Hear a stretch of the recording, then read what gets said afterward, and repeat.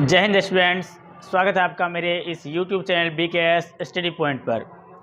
आज हम फ्रेंड्स प्रकाश के परावर्तन का पार्ट 4 देखेंगे और इसमें हम फ्रेंड्स दर्पण के बारे में बेसिकली समझेंगे कि दर्पण क्या है, ये कितने प्रकार के होते हैं और इसमें हम गोली दर्पण से संबंधित विभिन्न पदों के बारे में समझेंगे कि ध्रुव क्या है, फोकस क्या है, वक्रता केंद्र क्या है, फोकस दूरी क्या है, दर्पण का द्वारक क्या है। इन सभी बेसिक कॉन्सेप्ट्स को आज हम क्लियर करेंगे और इसके बाद हम अगले पार्ट में प्रतिबिंब के बारे में समझेंगे फ्रेंड्स। तो चलिए हम वीडियो को शुरू करते हैं। यदि आपको वीडियो पसंद आता है तो फ्रेंड्स इस वीडियो को लाइक करके इस चैनल को सब्सक्राइब कर लीजिएगा और साथ ही साथ इस चैनल को ज़्यादा से ज़्यादा शेयर भी कीजिएगा ताकि मेरा यह वीडियो जो है बहुत अधिक लोगों के पास पहुंच पाए और वे अपना इस वीडियो पर अपना राय भी दे सके कि हम इस वीडियो में क्या कुछ उसके लिए अच्छा कर रहे हैं। तो फ्रेंड्स इसको आप ज़्यादा से ज़्यादा शेयर जरूर कीजिएगा। चलिए हम समझते हैं फ्रेंड्स दर्पण के बारे में। हेडिंग डाल लीजिए बता फ्रेंड्स दर्पण। क्या पढ़ना है फ्रेंड्स? दर्पण। तो हेडिंग रहेगा मेरा दर्पण के बारे में। दर्पण को फ्रेंड्स इंग्लिश में हम बोलते हैं मिरर।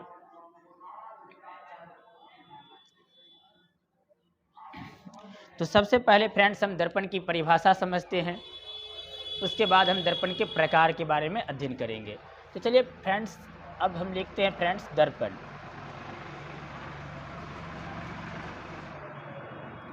दर्पण फ्रेंड्स क्या है? दर्पण फ्रेंड्स कांच का एक टुकड़ा होता है, जैसा कि हम आपको दिखा सकते हैं। ये क्या है? दर्पण है, जिसका कि हम लोग अपने दैनिक जीवन में अपना चेहरा देखने में इस्तेमाल करते हैं। ये क्या है? दर्पण है फ्रेंड्स। तो दर्पण क्या है? कांच का एक टुकड़ा है जिसके एक भाग को रंजित कर उसे किसी रंग से पेंट कर दिया जाता है और इससे हम फ्रेंड्स प्रकाश के परावर्तन संबंधी घटनाओं का अध्ययन करते हैं। अर्थात इसमें हम ऐसे लाइट मारते हैं तो ये लाइट जो है इस तरह से परावर्तित हो जाता है। तो दर्पण फ्रेंड्स यही है।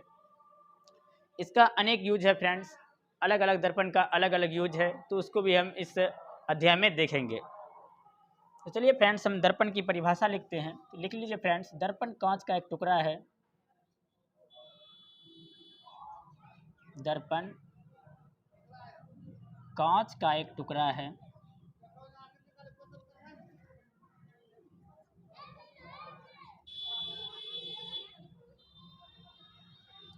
जिसके एक भाग को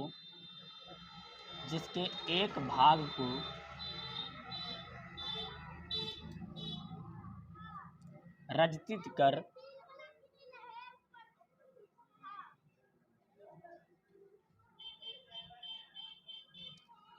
उसे किसी रंग से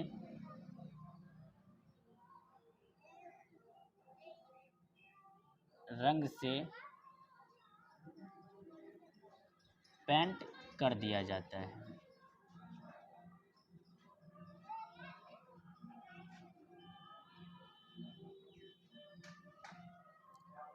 दर्पण द्वारा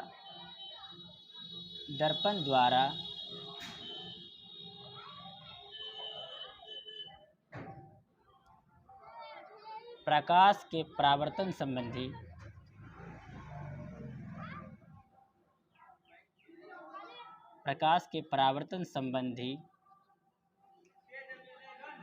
घटनाओं का अध्ययन किया जाता है।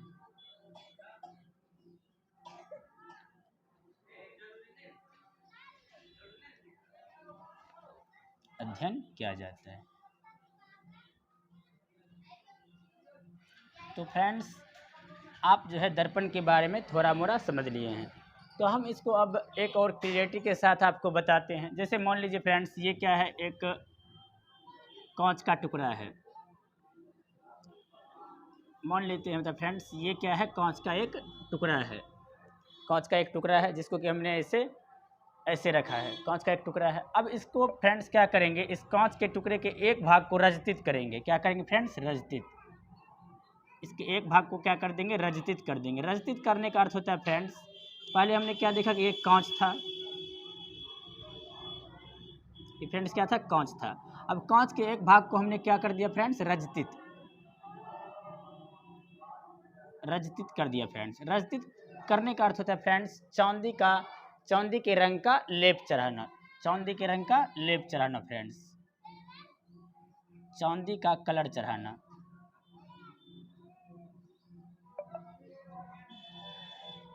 रजत का क्या अर्थ हुआ फ्रेंड्स? चांदी का कलर चढ़ाना। यानी दर्पण क्या है? कांच का एक टुकड़ा है जिसके एक भाग को रजतित कर दिया जाता है और उसे किसी रंग से पेंट कर दिया जाता है। उसके बाद आप देखेंगे फ्रेंड्स, इस पर हम लोग क्या कर देते हैं? किसी रंग का पेंट चढ़ा देते हैं, लाल, हरा, जो भी है फ्रेंड्स। यहाँ पर हम क्या कर देते हैं? एक कोई रंग चढ़ा देते हैं। रंग चढ़ाने से क्या होता है फ्रेंड्स? ये जो रजतित हमने किए हैं, मतलब कांच को जो हमने रजतित किया है, वो मतलब चांदी का कलर जो चढ़ाया है, वह चांदी का कलर जल्दी खत्म न हो, इसीलिए हम उसको किसी रंग से पेंट कर देते हैं। तो उम्मीद है कि फ्रेंड्स आप दर्पण को समझ गए होंगे। एक बार फिर समझ लेते हैं फ्रेंड्स। दर्पण कांच का एक टुकड़ा है, जैसा कि हमने आपको दिखाया, जिसके एक भाग को रजतित कर दिया जाता है। ये हमने क्या कर दिया है? रजतित कर दिया है फ्रेंड्स, यानी चांदी का कलर चढ़ा दिया है। उसके बाद उसे किसी रंग से पेंट कर दिया जाता है। पेंट हमने क्यों किया? क्योंकि चांदी का जो हमने कलर चढ़ाया हुआ कलर जो है मतलब जल्दी नष्ट न हो। उसके बाद क्या होता है फ्रेंड्स? दर्पण द्वारा प्रकाश के परावर्तन संबंधी घटनाओं का अध्ययन किया जाता है। इससे हम लोग क्या करते हैं? प्रकाश के परावर्तन संबंधी घटनाओं का अध्ययन करते हैं। अब फ्रेंड्स हम चलते हैं दर्पण के प्रकार के बारे में। दर्पण के प्रकार, तो आप फ्रेंड्स लिख लीजिए दर्पण के प्रकार। दर्पण दो प्रकार के होते हैं। दर्पण कितने प्रकार के होते हैं फ्रेंड्स? दो प्रकार के होते हैं। पहला है फ्रेंड्स समतल दर्पण। समतल दर्पण, इंग्लिश में इसको बोलेंगे sir ji plane mirror. Plane mirror. और दूसरा है फ्रेंड्स गोलीय दर्पण। गोलीय दर्पण, इंग्लिश में कहेंगे स्फेरिकल मिरर।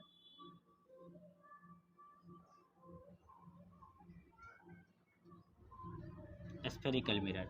तो हमने देखा कि दर्पण कितने प्रकार के फ्रेंड्स? दो प्रकार के, समतल दर्पण और गोलीय दर्पण। अभी जो हमने ये दर्पण आपको दिखाए हैं, ये दर्पण फ्रेंड्स क्या है? समतल दर्पण है, जिसका कि हम लोग अपने दैनिक जीवन में घरों में चेहरा देखने के लिए करते हैं। अब हम फ्रेंड्स समझते हैं समतल दर्पण क्या है, अर्थात समतल दर्पण किसे कहते हैं। तो फ्रेंड्स समतल दर्पण क्या है? जिस दर्पण का परावर्तक सतह फ्रेंड्स समतल होता है, एकदम प्लेन होता है, उसको हम क्या कहेंगे? समतल दर्पण कहेंगे। और जिस दर्पण का परावर्तक सतह किसी खोखले गोले का भाग होगा, उसको हम क्या कहेंगे फ्रेंड्स? गोलीय दर्पण। तो चलिए फ्रेंड्स हम इसकी परिभाषा को समझ लेते हैं। अब समतल दर्पण और गोलीय दर्पण की परिभाषा समझते हैं फ्रेंड्स। पहले हमको क्या पढ़ना फ्रेंड्स? समतल दर्पण।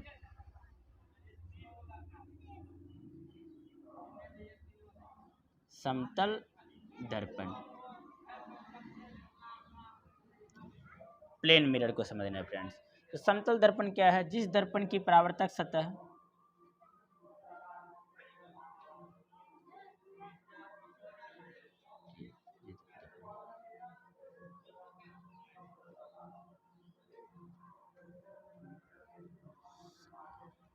जिस दर्पण की परावर्तक सतह समतल होती है,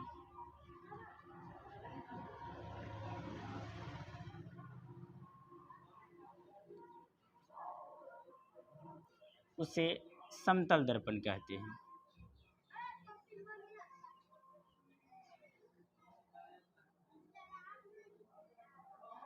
जिस दर्पण की परावर्तक सतह क्या होती है फ्रेंड्स? समतल होती है, उसे समतल दर्पण कहती है। जैसे मान लीजिए फ्रेंड्स ये एक कांच है, कांच का टुकड़ा है और इसके एक भाग को हमने रचित कर दिया है, तो फ्रेंड्स इसको हम क्या बोलेंगे? समतल दर्पण। क्योंकि इसका जो परावर्तक सतह है, परावर्तक सतह का अर्थ हुआ फ्रेंड जिस ओर हम अपना चेहरा देखते हैं या जिस ओर से प्रकाश का परावर्तन होता है, उसको हम फ्रेंड्स कहते हैं परावर्तक सतह। तो ये हम देख रहे हैं, इसको हम क्या बोलेंगे फ्रेंड्स? परावर्तक सतह। परावर्तक सतह बोलेंगे इसको। तो यहाँ पर हमको दिख रहा है कि दर्पण की परावर्तक सतह क्या है? एकदम समतल है, तो इसको हम बोलेंगे फ्रेंड्स समतल दर्पण। अब हम आगे बढ़ते हैं फ्रेंड्स, समझते हैं गोलीय दर्पण के बारे में कि गोलीय दर्पण क्या है।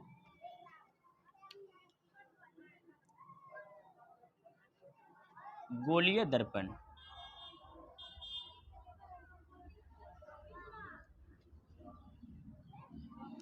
गोलीय दर्पण फ्रेंड्स क्या होगा? गोलीय दर्पण क्या होगा फ्रेंड्स? किसी खोखले गोले का एक भाग होगा। जैसे मान लीजिए फ्रेंड्स ये एक गोला है, खोखला गोला है फ्रेंड्स। यदि हम इसको ऐसे बीच से काट दें, ऐसे बीच से काट दें, और मान लीजिए फ्रेंड्स हम इस क्या करते हैं, इस और इस भाग को रस्तित कर देते हैं, तो यहाँ से भी एक दर्पण बन जाएगा फ्रेंड्स। ये एक दर्पण हो गया जिस और हम अपना चेहरा देखेंगे। तो इस दर्पण को हम फ्रेंड्स कहेंगे उत्तल दर्पण। उत्तल दर्पण। अभी हम इसको समझते हैं फ्रेंड्स, इसको क्या बोलेंगे? उत्तल दर्पण।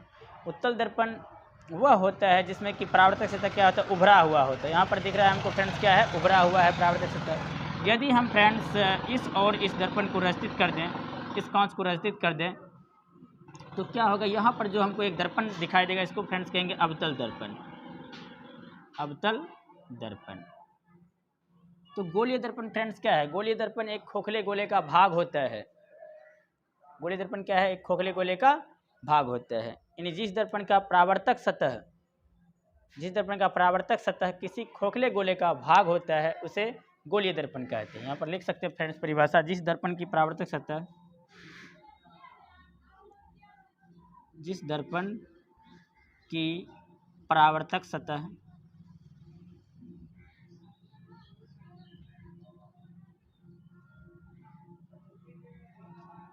किसी खोखले गोले का भाग होता है, किसी खोखले गोले का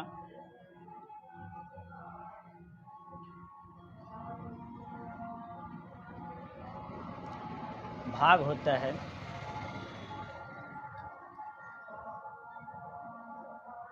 उसे गोलीय दर्पण कहते हैं।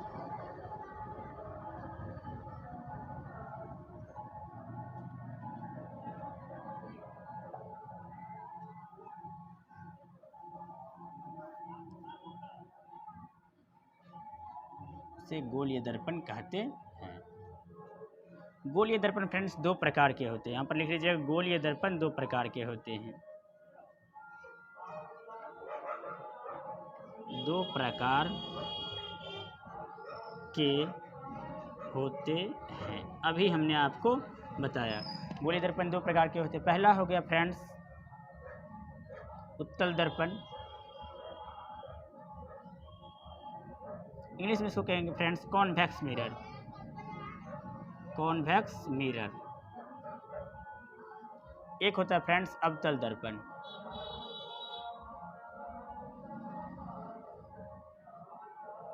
Concave mirror. Concave mirror. तो यहाँ पर हमने देखा कि गोलीय दर्पण क्या है। गोलीय दर्पण एक खोखले गोले का भाग होता है। गोलीय दर्पण क्या होता है? जिस दर्पण की परावर्तक सतह किसी खोखले गोले का भाग होता है, उसे गोलीय दर्पण कहते हैं। गोलीय दर्पण दो प्रकार का, उत्तल दर्पण और अवतल दर्पण, अभी हमने आपको दिखाया था। अब हम फ्रेंड्स समझते हैं उत्तल दर्पण और अवतल दर्पण की परिभाषा को। उत्तल दर्पण और अवतल दर्पण की परिभाषा समझते हैं। आज हम फ्रेंड्स सिर्फ दर्पण के बारे में ही अध्ययन करेंगे और फुल डिटेल अध्ययन करेंगे कि दर्पण क्या है, कितने प्रकार के होते हैं। गोलीय दर्पण के बारे में बेसिकली ज़्यादा अध्ययन करेंगे। तो चलिए फ्रेंड्स, अब हम किसके बारे में पढ़ेंगे? उत्तल दर्पण के बारे में पहले पढ़ते हैं फ्रेंड्स। उत्तल दर्पण के बारे में। उत्तल दर्पण।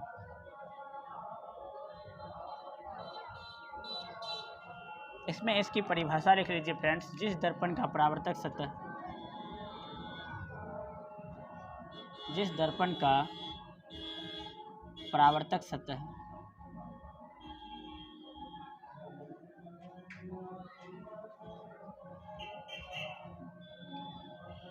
उभरा हुआ होता है,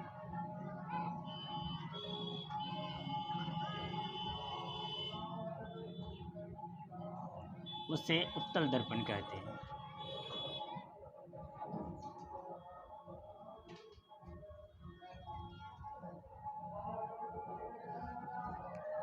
हमने यहाँ पर देखा फ्रेंड्स, जिस दर्पण का परावर्तक सतह उभरा हुआ होता है, उसे उत्तल दर्पण कहते हैं। जैसे यहाँ पर आप फ्रेंड्स देख सकते हैं, जैसे मान लीजिए हमने एक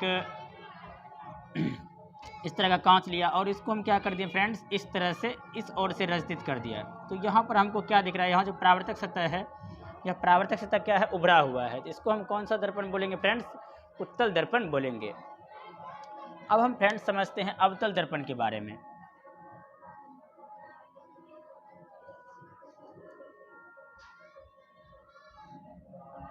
अवतल दर्पण के बारे में, इसमें फ्रेंड्स आप लिख लीजिएगा, जिस दर्पण का परावर्तक सतह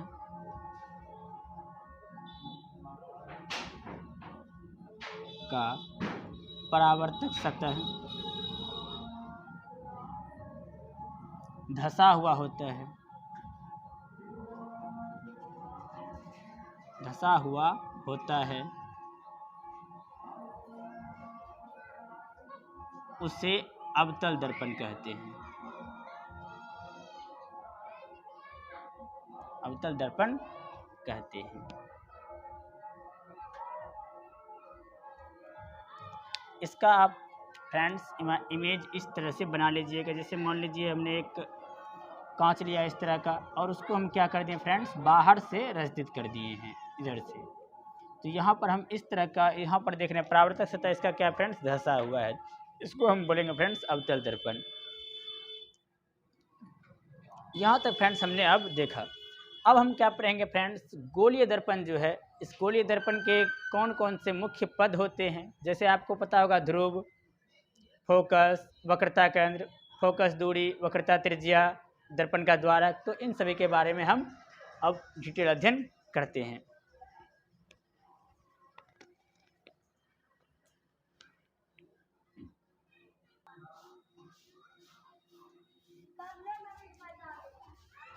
अब हम फ्रेंड्स गोलीय दर्पण से संबंधित विभिन्न पदों के बारे में समझते हैं। गोलीय दर्पण से संबंधित विभिन्न क्या क्या पद है फ्रेंड्स। सबसे पहले आप यहाँ पर फ्रेंड्स देखिएगा, ये हमने कौन सा दर्पण बनाया है फ्रेंड्स, अवतल दर्पण। ये कौन सा दर्पण है फ्रेंड्स, अवतल दर्पण है। और ये कौन सा दर्पण है फ्रेंड्स, उत्तल दर्पण। अभी हमने आपको बताया इनके बारे में कि जिस दर्पण का परावर्तक सतह धंसा हुआ होता है उसको अवतल दर्पण बोलते हैं, और जिस दर्पण का परावर्तक सतह उभरा हुआ होता है उसको उत्तल दर्पण बोलते हैं। अब यहाँ आप गौर से देखिए फ्रेंड्स, इस गोलीय दर्पण में आपको क्या क्या चीज़ें दिख रहा है। सबसे पहले फ्रेंड्स यहाँ आप पी को देखिएगा, पी, इसको फ्रेंड्स हम बोलते हैं ध्रुव। पी को क्या बोलते हैं फ्रेंड्स, ध्रुव। उसके बाद फ्रेंड्स आपको दिखेगा ये गोलीय दर्पण जैसे है, तो गोलीय दर्पण का एक केंद्र होगा फ्रेंड्स। गोलीय दर्पण का जो एक केंद्र है उसको हम फ्रेंड्स बोलेंगे वक्रता केंद्र, सेंटर ऑफ कर्वेचर, दूसरा पॉइंट है फ्रेंड्स। उसके बाद फ्रेंड्स क्या है देखिएगा, उसके बाद है वक्रता त्रिज्या। आप त्रिज्या के बारे में भली भांति जानते हैं फ्रेंड्स। जैसे मान लीजिए कि ये एक वृत्त होता है, तो वृत्त में आप क्या जानते हैं कि ये वृत्त का एक केंद्र होता है, और केंद्र से जो हम इस तरह का एक रेखा, परिधित रेखा खींचते हैं उसको फ्रेंड्स क्या बोलते हैं, त्रिज्या। उसको फ्रेंड्स क्या बोलते हैं फ्रेंड्स, त्रिज्या। यहाँ पर हम फ्रेंड्स क्या देख रहे हैं, वक्रता त्रिज्या को समझेंगे। ये वक्रता केंद्र है फ्रेंड्स, तो वक्रता केंद्र से जो ध्रुव की दूरी है उसको हम फ्रेंड्स क्या बोलेंगे, वक्रता त्रिज्या बोलेंगे फ्रेंड्स, वक्रता त्रिज्या बोलेंगे। उसके बाद है फ्रेंड्स द्वारक। द्वारक फ्रेंड्स आप गौर से देखिए कि द्वारक क्या है, गोलीय दर्पण के सिरों को मिलाने वाली जो एक रेखा है, यानी सॉरी गोलीय दर्पण के सिरों के बीच की दूरी को फ्रेंड्स हम क्या कहेंगे, दर्पण का द्वारक। गोलीय दर्पण के सिरों के बीच की दूरी को क्या कहेंगे फ्रेंड्स, गोलीय दर्पण का द्वारक कहेंगे, अपर्चर कहेंगे फ्रेंड्स। उसके बाद है प्रधान अक्षीय मुख्य अक्ष फ्रेंड्स। तो प्रधान अक्षीय मुख्य अक्ष क्या है, तो वक्रता केंद्र से होकर, वक्रता केंद्र और ध्रुव से होकर जाने वाली जो एक रेखा है, वक्रता केंद्र और ध्रुव से होकर जाने वाली जो एक रेखा है फ्रेंड्स, उसको हम बोलेंगे प्रधान अक्षीय मुख्य अक्ष। तो हमने यहाँ पर देखा कि गोलीय दर्पण से संबंधित विभिन्न पद क्या क्या है फ्रेंड्स, ध्रुव। आप ध्रुव की परिभाषा नोट कीजिएगा फ्रेंड्स, साथ ही साथ हम बोलते चलते हैं। ध्रुव क्या है फ्रेंड्स, देखिए गौर से, ये मेरा एक दर्पण है, और दर्पण के सतह पर स्थित वह बिंदु, दर्पण के सतह पर स्थित वह बिंदु जो दर्पण को दो बराबर भागों में बांटता है, उसे गोलीय दर्पण का क्या कहते हैं फ्रेंड्स, ध्रुव कहते हैं।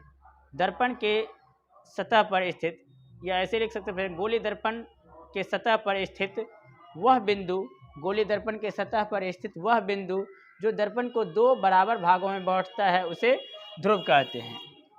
तो आप यहाँ पर इसकी परिभाषा नोट कर लीजिएगा फ्रेंड्स। अब उसके बाद फ्रेंड्स क्या है वक्रता केंद्र। तो वक्रता केंद्र फ्रेंड्स क्या है, देखिए जैसे मान लीजिए एक ये क्या है गोलीय दर्पण है फ्रेंड्स। तो गोलीय दर्पण का जो एक केंद्र होगा, तो गोलीय दर्पण का जो एक केंद्र हमको दिख रहा है फ्रेंड्स, इसको हम क्या कहेंगे फ्रेंड्स, वक्रता केंद्र, जिसे हम सी से सूचित किए हैं। तो गोलीय दर्पण के केंद्र को वक्रता केंद्र कहते हैं। यहाँ पर इसकी आप परिभाषा नोट कर लीजिएगा। उसके बाद फ्रेंड्स क्या है वक्रता त्रिज्या। तो वक्रता त्रिज्या क्या है फ्रेंड्स, यहाँ तक जो हम देख रहे हैं इसको हम क्या बोलेंगे फ्रेंड्स, वक्रता त्रिज्या। तो वक्रता त्रिज्या की परिभाषा नोट कीजिएगा फ्रेंड्स कि वक्रता ध्रुव से वक्रता केंद्र की दूरी को, ध्रुव से वक्रता केंद्र की दूरी को वक्रता त्रिज्या कहते हैं। गोलीय दर्पण में ध्रुव से वक्रता केंद्र की दूरी को वक्रता त्रिज्या कहते हैं। उसके बाद फ्रेंड्स क्या है द्वारक, अपर्चर क्या है फ्रेंड्स। तो यहाँ पर आपको दिख रहा होगा कि ये दर्पण का दूसरा सिरा, यानी ये पहला सिरा, ये दूसरा सिरा। तो गोलीय दर्पण के सिरों के बीच की जो दूरी है फ्रेंड्स उसको हम क्या कहेंगे, द्वारक कहेंगे। इसको हम क्या कहेंगे फ्रेंड्स, द्वारक। तो हमें द्वारक भी समझ में आ गया फ्रेंड्स। उसके बाद क्या है फ्रेंड्स मुख्य अक्ष या प्रधान अक्ष, प्रिंसिपल एक्सिस। तो प्रिंसिपल एक्सिस क्या है फ्रेंड्स, तो प्रिंसिपल एक्सिस इसको हम बोलते हैं फ्रेंड्स, यहाँ से यहाँ तक जो एक रेखा हमको दिख रहा है फ्रेंड्स इसको बोलेंगे प्रिंसिपल एक्सिस। तो प्रिंसिपल एक्सिस की परिभाषा लिख लीजिएगा फ्रेंड्स। गोलीय दर्पण के वक्रता केंद्र और ध्रुव से होकर जाने वाली रेखा को प्रधान अक्ष या मुख्य अक्ष कहते हैं। तो इतनी चीज़ों को हमने फ्रेंड्स कवर किया। अब इसके बाद हम प्रतिबिंब के बारे में समझेंगे इसके अगले पार्ट में। तब तक आप इस वीडियो का एंजॉय कीजिए और वीडियो यदि पसंद आए तो वीडियो को ज़्यादा से ज़्यादा अपने दोस्तों के साथ शेयर जरूर कीजिएगा। Thank you for watching my video friends.